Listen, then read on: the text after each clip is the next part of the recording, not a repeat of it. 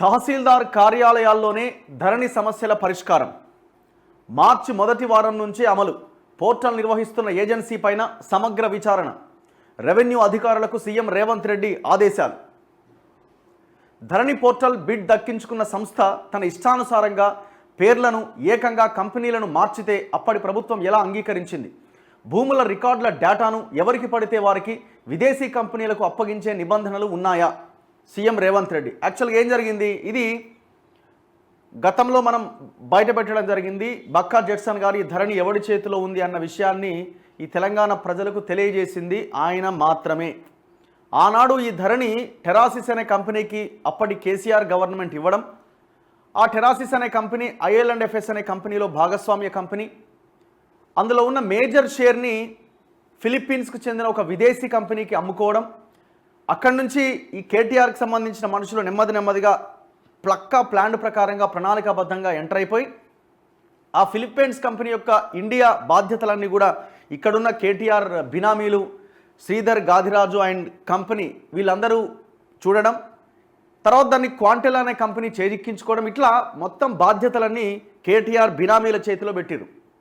ఎందుకు అనంటే ఎప్పటికప్పుడు ఓపెన్ చేసుకోవచ్చు, అవసరం ఏది మన గొడవలో ఉన్న భూమిని తీసుకుపోయి నిషేధిత జాబితాలో పెట్టవచ్చు, వీళ్ళకి కావలసినప్పుడు దాన్ని ఓపెన్ చేసుకొని రిజిస్ట్రేషన్ చేసుకోవచ్చు.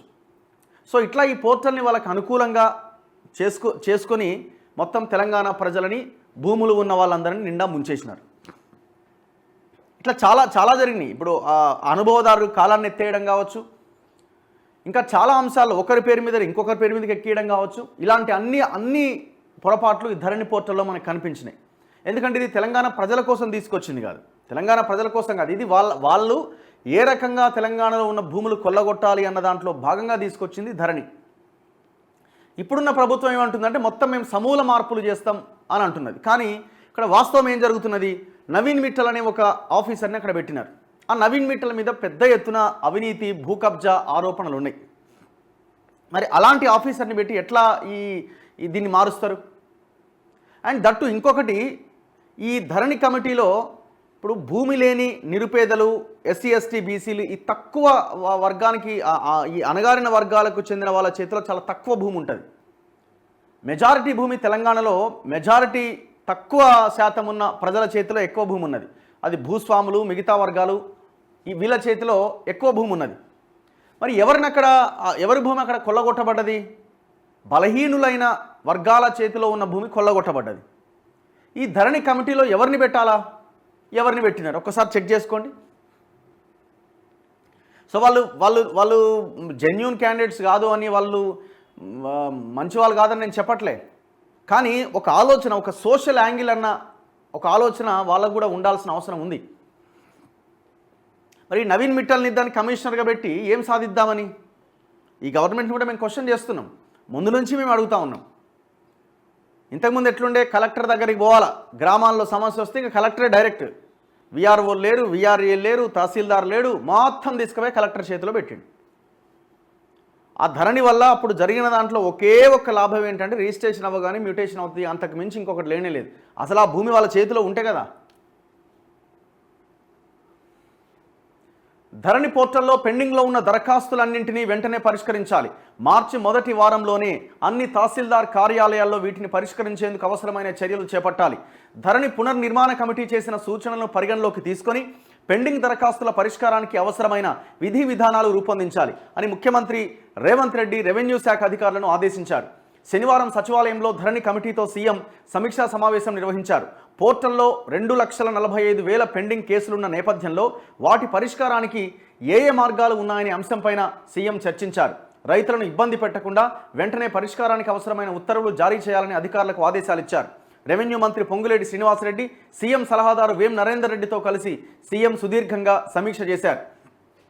భూ సమస్యల శాశ్వత పరిష్కారానికి చట్ట సవరణ లేదా కొత్త చట్టం. ధరణి కమిటీ ఇచ్చే తుది నివేదిక ఆధారంగా రైతుల భూ సమస్యల శాశ్వత పరిష్కారానికి చర్యలు చేపడతామని సీఎం అన్నారు. అవసరమైతే చట్ట సవరణ లేదా కొత్త చట్టం తీసుకొచ్చే అంశాన్ని పరిశీలిస్తాం.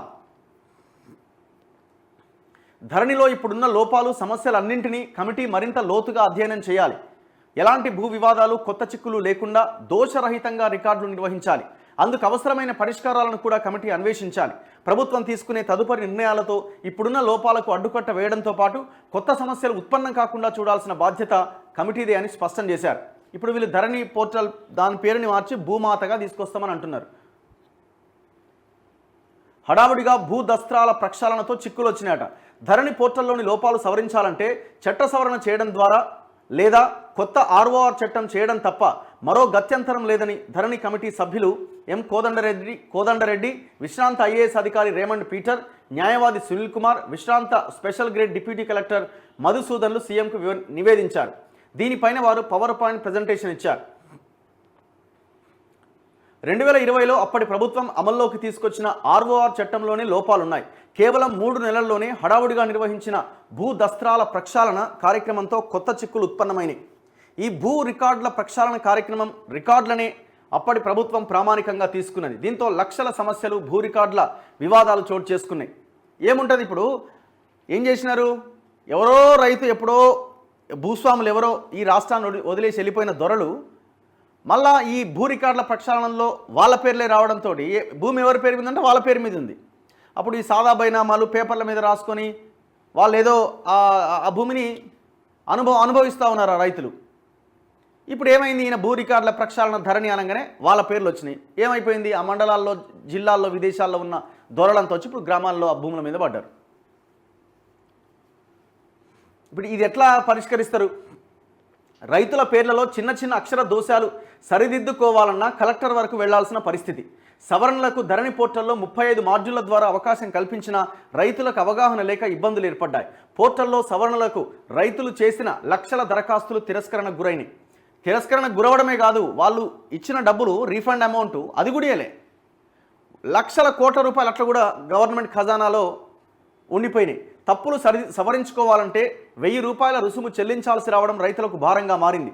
రిజిస్ట్రేషన్లు, రెవెన్యూ శాఖల మధ్య సమన్వయ లోపంతో నిషేధిత జాబితాలోని భూముల క్రయ విక్రయాలు జరుగుతున్నాయి. 22A కింద ఈ డిస్ప్యూట్ ఉన్న భూములు అందులో పెడతారు. వీళ్ళకి కావాల్సిన భూములు వీళ్ళు రిజిస్ట్రేషన్ చేసుకుంటారు. కానీ కామన్ మెన్ భూమి మాత్రం రిజిస్ట్రేషన్ కాదు. ఆ పరిష్కరించబడదు సమస్య. ధరణి డేటాను వ్యవసాయ శాఖ ప్రామాణికంగా తీసుకొని రైతుల ఖాతాల్లో రైతు బంధు జమ చేయడంతో కోట్ల రూపాయల ప్రభుత్వ ధనం దుర్వినియోగమైంది అని కమిటీ సభ్యులు వివరించారట. మరి ఇప్పుడు ఏం చేస్తారు మీరు? ఇప్పుడు ఏం చేస్తారు? నాకున్న అంచనా ప్రకారం అయితే సరే, ఇప్పుడు కొన్ని అప్లికేషన్లు, రైతులకు సంబంధించిన అప్లికేషన్లు క్లియర్ చేస్తారు, అవకాశం ఉన్నది. ఒకటి. రెండోది, వీళ్ళు ఈ కబ్జా చేసిన భూములు ఇవన్నీ రికవర్ చేస్తారు, చెరువులను కాపాడుతారని అయితే నాకు నమ్మకం లేదు. మేము ముందే చెప్పినాం, ఎలక్షన్స్కి ముందే అద్భుతాలు జరుగుతాయని మీరు ఆలోచించకండి. కనీసం భవిష్యత్తులో జరగబోయే అరాచకాన్ని అడ్డుకోవడానికి మనం కొత్త ప్రభుత్వాన్ని తీసుకురావాల్సిన అవసరం ఉంది అని, మార్చాల్సిన అవసరం ఉంది ప్రభుత్వాన్ని అని. సో ఇప్పుడు కూడా అదే జరుగుతుంది. మొన్న ఇన్నయ్య గారు చెప్తున్నట్టు నష్టం ఏదైతే జరిగిందో దాన్ని మనం పూడ్చలేకపోయినా భవిష్యత్తులో జరిగే నష్టాన్ని మాత్రం మనం ఆపగలిగినాం. That's it. సో అక్కడికి మనం పరిమితం అవ్వాల్సిన సిచ్యువేషన్ ఉంటుంది. అంత కేసీఆర్ కుటుంబం, కేసీఆర్ పరిపాలన అంత అరాచకం అయితే ఇప్పుడు ఉండదు. ఇప్పుడే కాదు, ఎప్పుడు ఎవరు వచ్చినా ఉండదు కేసీఆర్ తప్ప. సో దాని నుంచి మనం బయటపడ్డాం. ఒకవేళ మళ్ళీ కేసీఆర్ వచ్చి ఉంటే ఈ అప్లికేషన్లు కాదు కదా, ఇక అసలు వీళ్ళ అప్లికేషన్లు ఉన్నాయి, ఎన్ని వేల ఎకరాల భూములు కొల్లగొట్టేటోళ్ళు ఇక అది దేవునికి తెలిసిగా. సో దాన్ని మనం ఆపగలిగినాం. అట్లీస్ట్ ఆ విదేశీ కంపెనీ చేతిలో, కేటీఆర్ బినామీ కంపెనీ చేతిలో ఉన్న పోర్టల్ని గవర్నమెంట్ టేక్ ఓవర్ చేసుకునే సిచ్యువేషన్ వచ్చింది. సో మనకి ఇప్పుడున్న భూములు సేఫ్. దాంతోపాటు ఇప్పుడున్న ఏవైతే సమస్యలు ఉన్నాయో వాటిని పరిష్కరించే దిశగా ప్రభుత్వం అడుగులు వేస్తుంది. కొంత ఊపిరి పీల్చుకోవాల్సిన విషయం. కానీ ఈ ఎవరెవరైతే దొంగలంతా కబ్జాలు పెట్టిరో, కోకాపేట్, తెల్లాపూర్, టోటల్ కొన్ని లక్షల ఎకరాల భూమి, అటవీ భూమి పోయింది, ప్రభుత్వ భూమి పోయింది, రైతుల ప్రైవేట్ భూములు పోయినాయి. సో ఈ భూములు ఎంతవరకు మనం బ్యాక్ తీసుకురాగలుగుతాం అన్నది పెద్ద క్వశ్చన్ మార్క్. ఇప్పుడు 11 ఎకరాల భూమి తీసుకున్నాడు కేసీఆర్. ఆయనకి తెలంగాణ భవన్ ఉండంగా పక్కనే ఇంకొక 1000-2000 గజాలు తీసుకోగా మళ్ళీ 11 ఎకరాలు తీసుకుంది. దాన్ని వెనక్కి తీసుకునే అవకాశం ప్రభుత్వం ఆలోచించదా? ఆయన తీసుకున్న భూమి పక్కనే కదా వేలం వేస్తే ఎకరం 100 కోట్లు పోయిందని ప్రచారం చేసిండు. 100 కోట్లు వదిలేండి, 50 కోట్లనే రావచ్చు కదా. అట్లా చూసినా దాదాపు 500-600 కోట్ల రూపాయల విలువ చేసే భూమి కదా. మరి ఎందుకు మీరు ఈ వీళ్ళు కబ్జా పెట్టిన తీసుకున్న భూముల్లో ఒక 20-25% భూములు వేల వేసినా మీరు 6 గ్యారంటీస్ కాదు రాష్ట్రాన్ని అద్భుతంగా చేయొచ్చు. ఆ ప్రయత్నం చేయాలి. మరి ఏం చేస్తారన్నది డౌటే. నీకు సగం నాకు సగం అయిందేదో అయిందని అనుకుంటే ఎవడేం చేయలేడు.